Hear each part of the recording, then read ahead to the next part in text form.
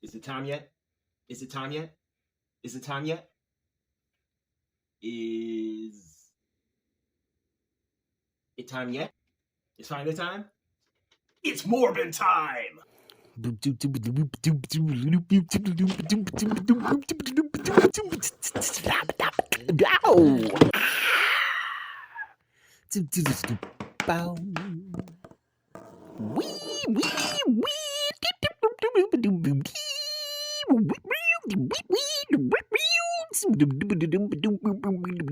Wow. What's up, everybody? My name is Michael Stevenson. Welcome to my YouTube channel. Obviously, you are currently watching the art and entertainment industry series. I think it's called Hollywood is Broken. So please follow along. This is technically a foundational video. For those of you who are new here, if this is your first video, this is a video in which I sort of go over I establish a little bit of, I guess, a foundational idea or principle for here on the channel so that we all know what we are talking about when we mention other things going forward in the future. Please go back and watch some of my previous videos. They're also foundational videos so that you know exactly what I'm talking about when I say stuff like the Lost Effect or the Avatar era, so that you have the lingo. I've built a certain language bank here on the channel. So please go back and watch those. So excuse me if I am sort of rushing and stumbling over my words a little bit. I don't have very much time. I'm on a bit of a time crunch here, which I guess is very apropos for exactly what we are going to be talking about today. Today, we are talking about timing versus pacing, the difference in how they can sometimes influence each other. Now, I know that you all saw the poster for the video, the picture for the video, and yes, I'm definitely going to be using Morbius as one of the examples for this video, but just know that it's currently March 2024, and I promised that this month was going to be a Marvel month, so to speak, where I was going to be focusing in and talking about Marvel, but I do still have quite a few foundational videos out that I need to post. So I'm trying to essentially kill two birds with one stone here by doing a foundational video and focusing in on a Marvel movie, though let's be honest, it's sort of Marvel adjacent at this point, right? It's Marvel through the lens of Sony. Okay, so yes, we're going to be talking about Morbius, and yes, we are also going to be talking about Dune Part 1. As I've said in previous videos, as I said in my Dune Part 2 will probably suck video, that's a two-parter. You can go check that out on my channel. That, in my opinion, Dune Part 1 was essentially the perfect example, for me at least, of almost everything currently wrong with Hollywood. Just everything about it was just so bad on various levels. And yes, one of the worst things about Dune Part 1, and again, I have not seen Dune Part 2, even though it is currently out in theaters. I've not seen Dune Part 2 yet, so I don't know if they improved on this or not. I've not read any reviews or watched any reviews for that film just yet, so I don't know. Maybe it improved on it. My hypothesis in my Dune Part 2 will probably suck video is that they would improve on a lot of the things that were flawed from the first one, but that it still would not be that great of a movie. It would be improved incrementally. So one of the things that Dune Part 1 suffered from was poor timing and poor pacing, which is exactly what Morbius suffers from. So first off, let's start with the actual basics of defining these two things and why I wanted to define these two things. I wanted to define both of them because of the fact that I have seen online people get timing and pacing a little confused and almost conflate the two, where they feel like they are one and the same. They're certainly not one and the same, especially when you're talking about within a filmed visual story. So let's start with timing. What is timing? Timing is the when exactly within the plot or within the story certain things are revealed. Okay, so let's say, for instance, I'm trying to think of a good one. The revelation of the Infinity Stones throughout the Marvel Cinematic Universe, okay? Revealing that the thing within Loki's scepter is the Mind Stone. And I think they revealed that in Avengers Age of Ultron. Revealing that in that film was actually good timing. It was sort of centered almost perfectly within the story, not only within that specific film, to where you didn't start the film off revealing that that was Mind Stone, but also within the overarching saga of the Infinity Saga. to reveal that, oh, holy crap, this is a Infinity Stone, and this thing is super duper powerful, etc., etc. And then, of course, you go on movie after movie to reveal just how powerful and how important these things called Infinity Stones are. So timing is simply when you learn as the audience, or even as the characters, when the characters learn, or when you learn as the audience, something important within the story. Usually, another great example or just idea around timing is the old trope of friends to lovers, right? The two main cast members on a particular TV show or in a particular film franchise, you almost always expect for them ultimately to wind up together, to fall in love, live happily ever after, etc., etc. If they do that too early, then it feels in some ways like there wasn't either enough of a payoff or enough of a build up to this sort of great romance that they were supposed to have. Conversely, if you do it too late or it never happens, that also feels kind of weird and kind of like a letdown for the fans. So for shows like Friends and things of that nature, to where you know that Ross and Rachel are most likely going to end up together eventually, if they got together and just stayed together within the first season, their love story probably wouldn't have been nearly as great as a lot of fans and a lot of people think that it was. Same thing goes for Pam and I think his name is Jim, right? Pam and Jim on The Office. If they get together too soon, it's not as great of a love story between them. They need to have struggles outside of each other, kind of alone. Although Pam, I believe she was married previously, right? Or she had a longtime boyfriend previously before getting with Jim. There's a push and pull there that is expected from the audience, or that the audience expects, rather, that the characters need to go through before they can earn that particular thing. Now, timing occurs. Good timing is supposed to occur in almost every single story structure. It's already kind of programmed into the story structure. So subverting it sometimes can also be an interesting idea, an interesting thing to do, but you have to be able to subvert it properly. And therein lies the rub. If you can't subvert the timing issue properly, regardless of what it is, whether it is the hero finally realizing that he must take on the mantle of becoming a hero, or again, whatever it is, the timing has to be perfect in a story. Say, for instance, you go back to the original Spider-Man, Tobey Maguire's Spider-Man. He becomes Spider-Man, a superhero, after, this is kind of long after he gets the actual powers and abilities, right? He first decides to try to make some money off of it. He goes and he does wrestling and all that stuff, and he decides not to stop that criminal. And then the criminal, of course, runs out, shoots Uncle Ben, etc., etc. If he, let's say the same thing happens. Criminal goes, shoots Uncle Ben, all that stuff. But he just waits and waits and waits and waits and waits year after year to finally become a superhero. That's poor timing. You want the catalyst of him turning into a superhero to be right there where he makes the decision, not just to pursue that one specific bad guy, but to see almost everybody as his Uncle Ben. Some people who need protecting. And thusly, it is his time to take on that great responsibility because he now has the great power. It's time for him to do that. That's great timing. But say that he waited and Green Goblin happened and just, killed a whole bunch of people. And he was just like, things happen. I don't know what to do. I don't know what to tell you. And he just kept going on as a New Yorker. That would have been weird. That would have been a strange thing. So that is timing. Again, it is when the things are supposed to happen in a specific story, basically. Pacing is different. Pacing is outside of timing. Pacing is the rate at which the story in and of itself unfolds. So a lot of times we have seen some films that they seem overly long. They are boring in some spots. It feels very much so like nothing happens for a very long time. Oddly enough, that is a pacing issue. What happens with pacing is that, let me put it this way. Timing is generally a writing problem, a writing or a directing problem. Pacing usually is an editing problem. So in the editing booth, is where you really decide the pace of a film, how quickly things will go by.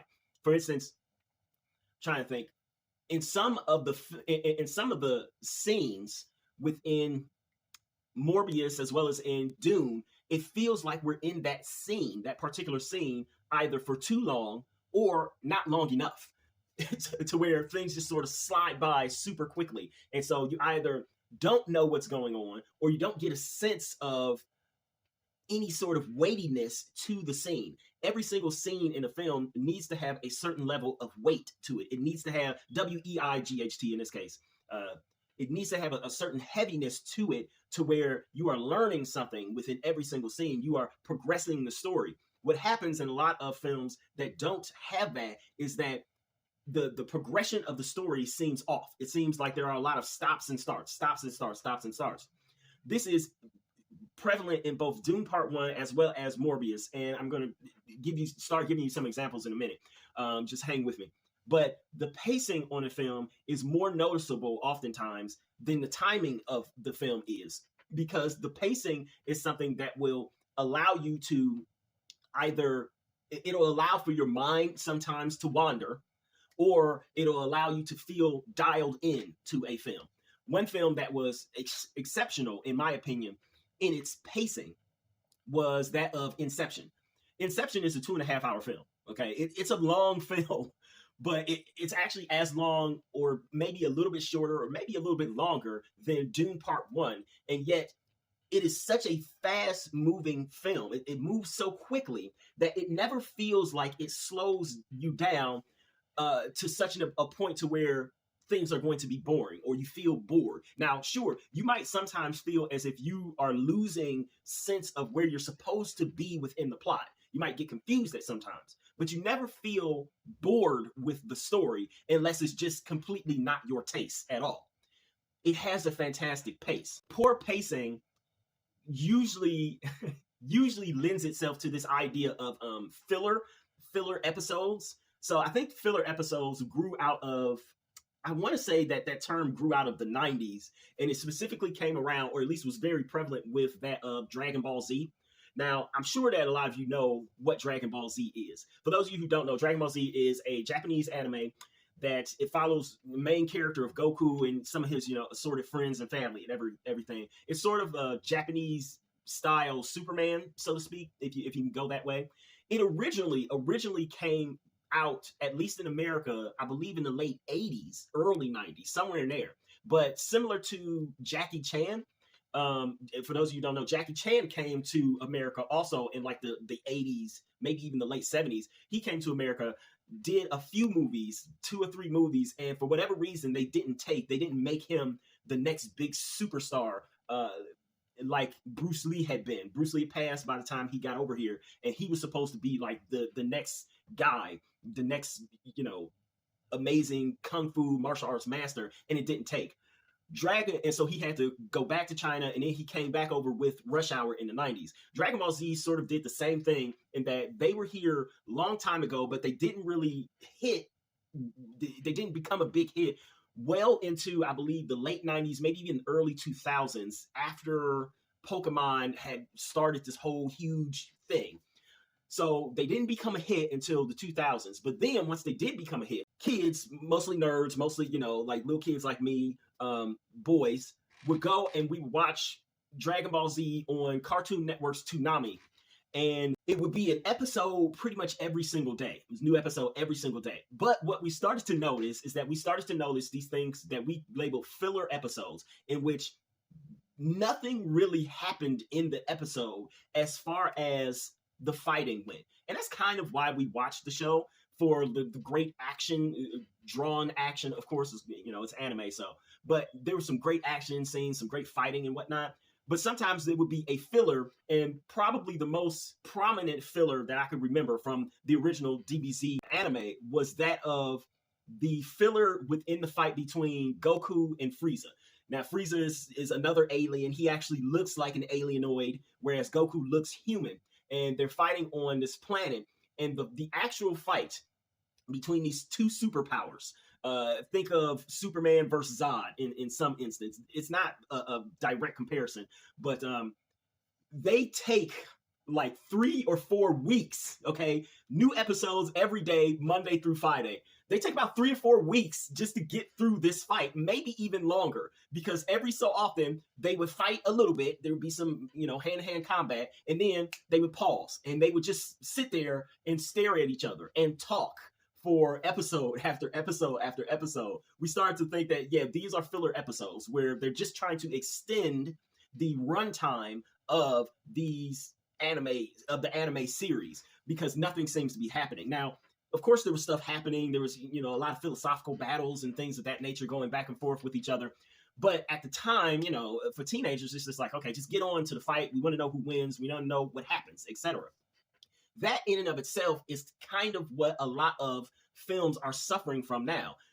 There seems to be a lot of filler, to where not only do they not allow you to, as an audience member, allow you to really bite onto or hold onto something important within the plot, but also there's nothing action-y really happening either. So now we finally get to our prime example, that of Morbius. Morbius is a interesting film because not only is it bad for, the pacing and timing and whatnot, but it's also bad for many other reasons, obviously, character development, all this other stuff.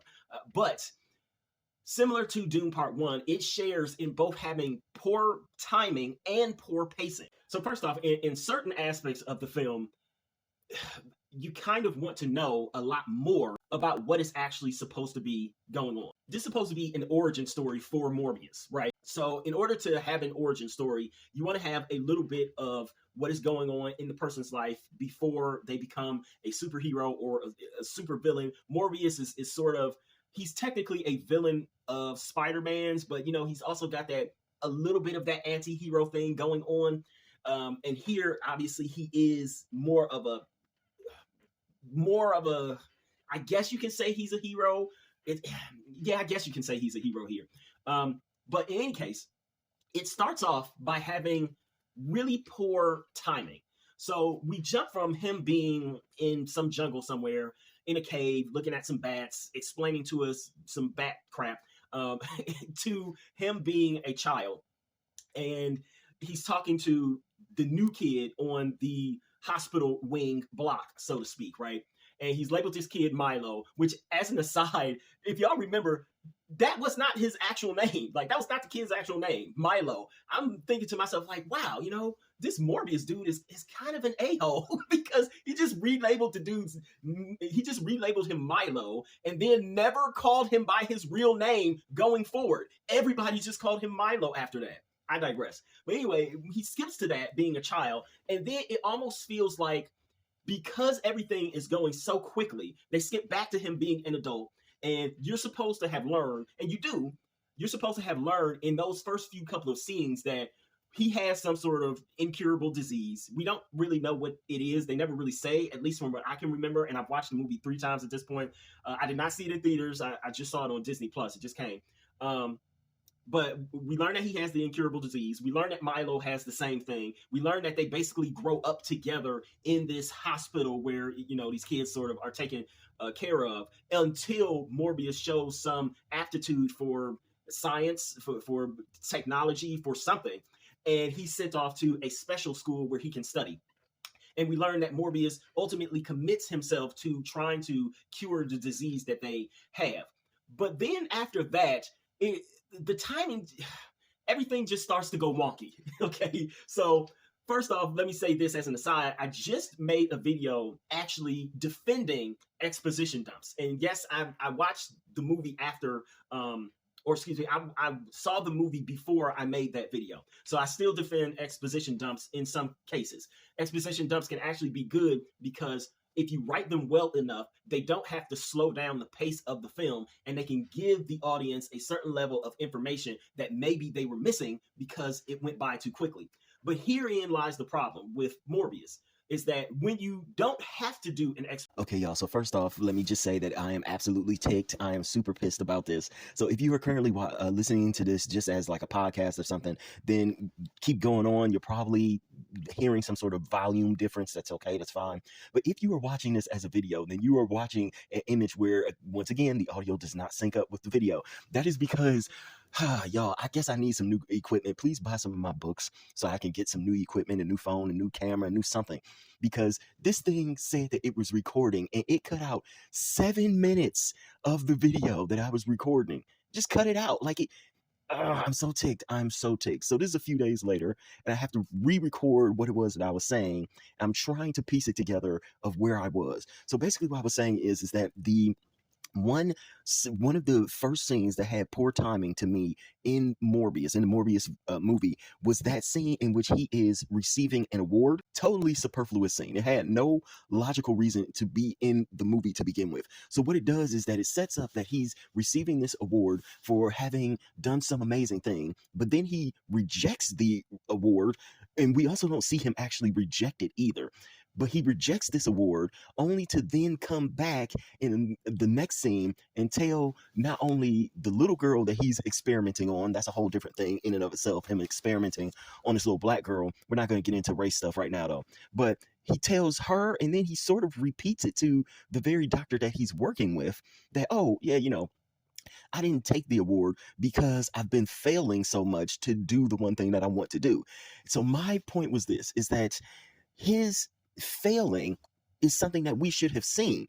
When you don't have to do an exposition dump, then yeah, just show it to us. What we should have seen, instead of this superfluous scene in which he's getting up to accept an award, is that we actually should have, it should easily have been a montage scene of him actually failing with the vampire blood or whatever the heck he's doing. But then they double up and they have sort of a scene with that a little bit later. The point is that, again, it's poor timing because they tell us that he has failed rather than allowing us to participate in some ways in his failures. So that's where we are. I tried to sum up the whole 7 minutes. I know that I missed some points because it's a few days later, but hopefully that's, you can kind of get it from that. Okay. But we should have been able to participate in the failure of Morbius. So let's refer to the hero's journey a little bit here. And yes, we're going to talk about the hero's journey much later in another video. But for now, if Morbius is set up as our hero, then you have to realize and understand that the failure of the hero is just, and the fact that we as an audience can participate in that, we can see that, we can understand that, is just as important as the ultimate triumph of the hero. But instead, within Morbius, it's almost as if his failure is shortcutted and thusly leaving us as an audience shortchanged by the fact that, he failed, but he failed off screen. And does he really fail anymore? I mean, yes, you could say that the fact that he changed himself into a vampire is a failure, but he was ultimately supposed to be a vampire. So he basically made himself into the character that he was supposed to be. And this kind of happens insanely quickly. Now, let me be very clear. The movie is like an hour and 40 something minutes long. And I kept looking at the runtime of the movie. Technically, yes, he doesn't actually become Morbius until like 20 minutes into the film. And yet still somehow it feels too quick. It feels like it comes in too quickly. That's because of it has that major timing issue to where it very much feels like a lot of the build up to him being successful is just cut out. It's just cut due to timing issues. It's just cut out. It's just not there. It's missing for whatever reason. So then you go to the pay, and this is something that repeats itself throughout the film. Whether it is when Milo finds out that he is a vampire, that he's basically cured the disease that they have, but he won't let Milo do it. The death of the nurse woman, or I guess she was a nurse, that Morbius and his doctor lady lover were, I can't remember her name. I can sort of remember the name of the actress, Isa Gonzalez.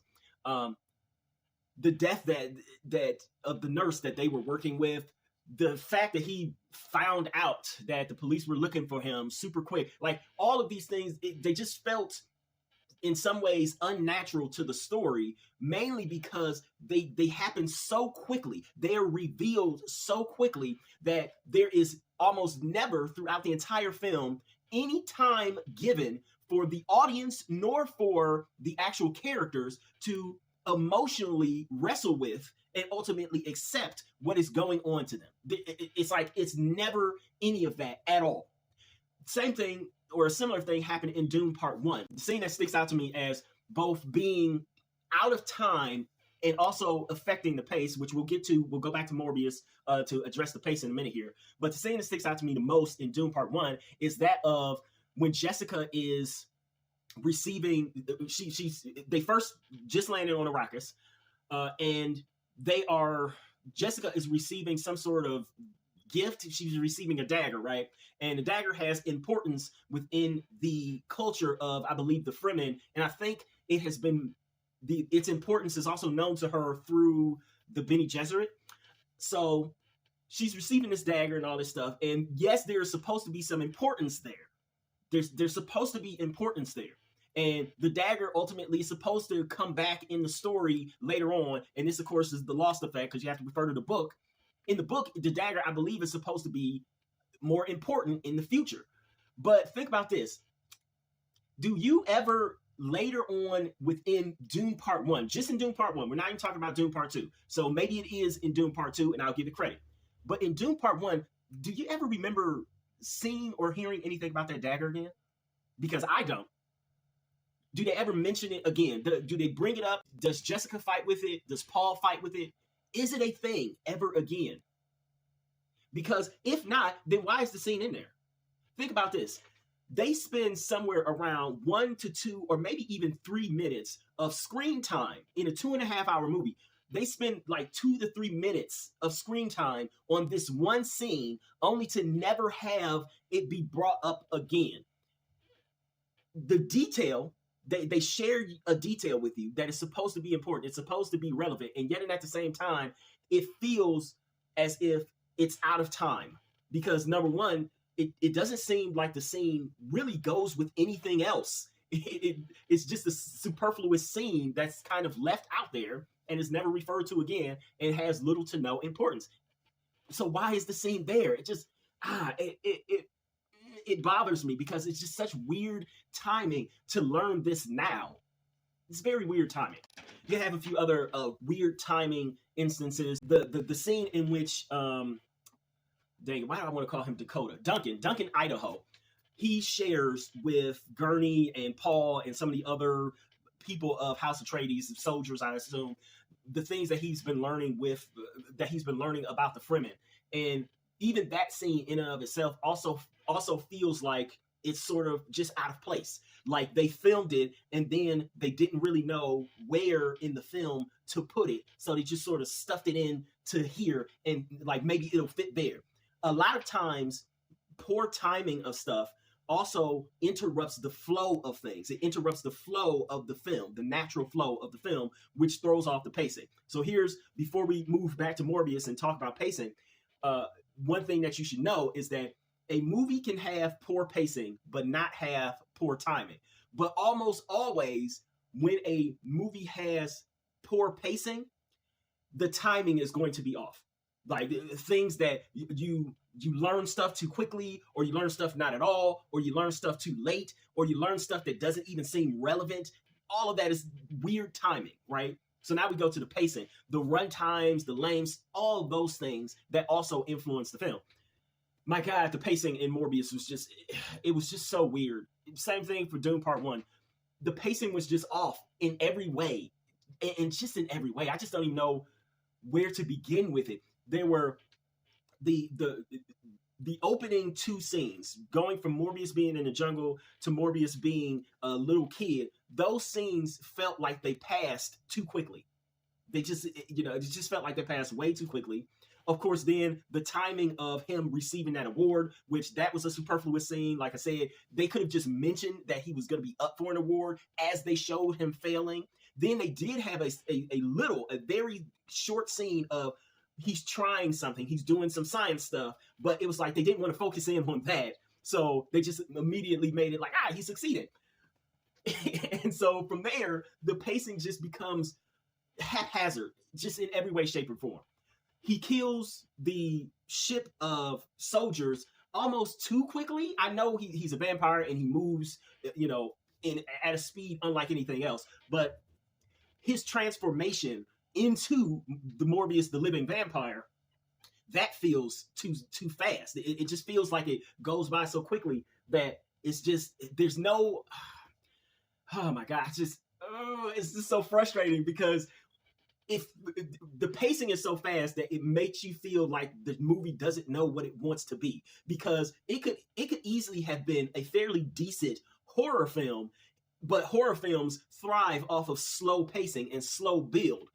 There was never any sort of slow build in this movie at all. Everything was so quick that it just came at you one thing after another, after another, after another, and it never felt like anything settled. So the poor timing mixed with the poor pacing made you have no emotional connection to almost anything.